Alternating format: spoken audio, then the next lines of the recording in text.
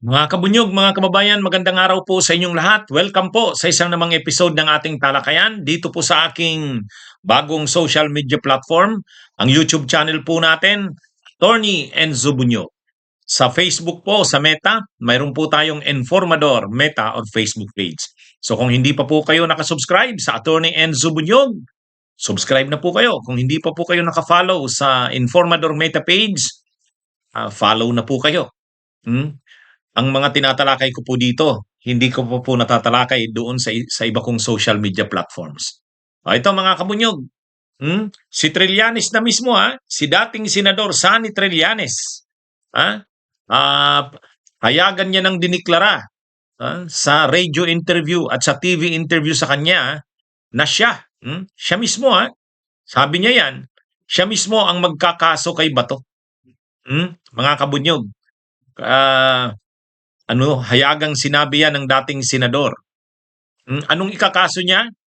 Magpa-file daw siya ng complaint o reklamo sa Ethics Committee. Kung walang ibang magpa-file, siya daw magpa-file. Pero ngayon, pagbibigyan niya daw muna na ano pa lang naman, isang buwan pa lang, pero sa susunod daw na mga buwan, kung tumagal pa yan ng ilang buwan, mapipilitan na siyang filean ng ng ethics complaint si Bato de la Rosa sa Senado. Ayon kay dating Senador Sani Trillanes, hindi naman kasi pwede yung ganyan. Hindi naman pwede yung ganyan na senador ka, ni wala kang paalam, ni hindi ka kumukontak sa mga kamasamahan mo o sa pamunuan ng Senado. Tumatanggap ka pa ng sweldo. Sabi ni Trillanes, tama lang natanggalin si Bato. Kapag ganyan na ang ginawa nito, matagal na nagtatago pa rin. Dapat tanggalin na ito sa Senado. At para matatanggal ito sa pamamagitan ng ethics complaint. At kapag nireklamo siya kahit ng mamamayan dahil sa tuloy-tuloy niyang pag-absent sa pagdinig o sa mga sessions ng Senado, dapat lang na siya ay disiplinahin na ng Ethics Committee ng Senado. At pag conduct ng hearing ang Ethics Committee, ito'y ipipresent yung recommendation sa plenaryo. At posible na sa plenaryo matanggal si Bato de la Rosa. Kasi kung patuloy siyang magtatago, kung kung kung mga isang buwan lang, 2 buwan, sabi ni Trillanes, pwede pa raw yung pagbigyan. Pero kung umabot na yan ng matagal, hindi na pwede yan. Pwede na siyang matanggal sa Senado. O ayan, hindi na hindi na turo kasi Trillanes kung sino ang pwede. Sabi niya siya daw mismo magpa-file siya. Kaya ito, matindi to. Abangan niya ni Bato de la Rosa. At pag mayroon nang nag-file ng ethics complaint kontra kay Bato de la Rosa, wala nang magagawa ang ethics committee kundi dinggin ang nasabing complaint. Kasi formal yung complaint na yan, verified yan. Hindi yan simple. Kailangan seryosohin yan ng ethics committee. Hinalimbawa ni Trillanes yung panahon nila noon ni Leila de Lima. Sabi niya, sila ni Leila de Lima, mga kabunyog, sila noon, hindi sila nakaka-attend sa Senado dahil nakakulong sila. Kumbaga, hindi sila nakaka-attend sa sesyon ng Senado, hindi nila kagustuhan dahil sila sa kaso nila, gusto nga nilang umattend eh. Gusto nilang umattend sa session sa Senado. Hindi naman sila pinagbigyan ng korte. Kaya sabi ni dating Senador Sani Trillanes, sila noon ni Leila, iba ang kaso nila kasi sila gusto nilang umattend. Kaya lang, hindi naman pinagbigyan ng korte yung hiling nila na a-attend sila sa session ng Senado.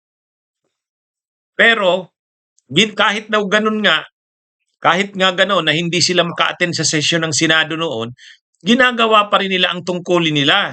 Habang nakakulong sila ni Laila sa magkaibang panahon, ginagawa pa rin nila. Pero ito si Bato de la Rosa, wala. Wala namang rason. Wala pang ang warrant of arrest. Hmm?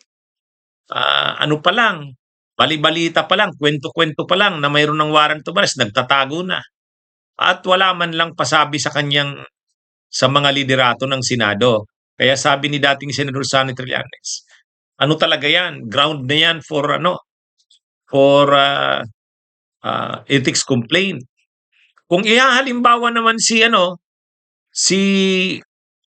um, Ping Lacson, kasi nung panahong senador si Ping Lacson, pinag-initan din ng administrasyon noon ni Gloria sa nung first gentleman noon na si Mike Arroyo. Ginawan din ng gawa-gawang kaso, nagtago rin si Ping Lacson.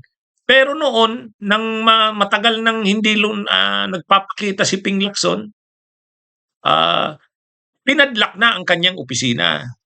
Pinadlock na ang kanyang opisina. Kaya, kumbaga, ano yon, yan yung ginawa noon kay Ping Lacson. Kaya sabi ni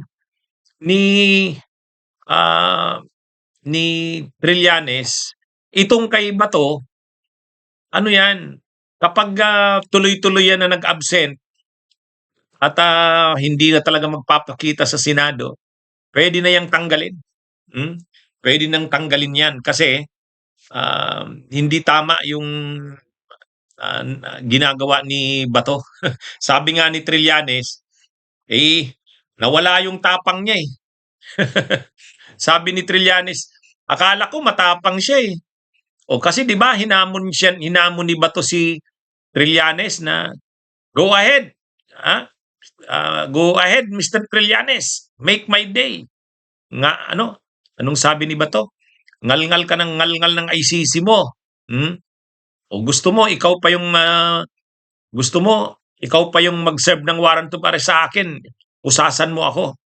Yun yung yan yung mayabang na mga sinabi ni Bato na laban kay Trillanes. Pero sabi ni Trillanes, yun ang hinihintay ko eh. Pag lumabas ang arrest warrant, tatabihan ko siya. Kung may pusas, ako pang magpupusas sa kanya. Sabi ni Trillanes. Kaya maganda to eh. Tinanggap ni Trillanes yung hamon ni Bato eh. At hindi nga lang yan. Hindi lang yan ang gagawin ni Trillanes kay Bato. Ikakaso niya pa nga ito. Siya daw ang magpa-file ng ethics complaint labang dito kay Bato de la Rosa. Kaya sigurado habang nagtatago si Bato de la Rosa, nakakarating sa kanya yung mga sinasabi ni Trillanes laban sa kanya. Lalong nagagalit si Bato dyan kay Trillanes. Kaya lang, anong magagawa niya? Ano naman magagawa niya? Nagtatago siya eh. Hindi naman siya magpapakita. Kasi ano talaga siya, put na siya. Halos sigurado na siya na mayroon ngang warrant of arrest eh. Kaya ngayon si Bato, halos ang hinihintay dyan ni Bato, lumabas yung desisyon ng Korte Suprema. Yung desisyon ng Korte Suprema doon sa naunang petisyon nila ni Duterte, kini-question nila yung pag-aresto kay Duterte at pag-turn over sa Interpol at sa ICC. Pag lumabas yung desisyon doon, saka yan lalabas si Bato. Ngayon kasi wala pang desisyon ng Korte Suprema eh. Kaya habang wala yun, nagtatago muna si Bato de la Rosa. Kaya lang, hindi naman pwedeng tumagal yan.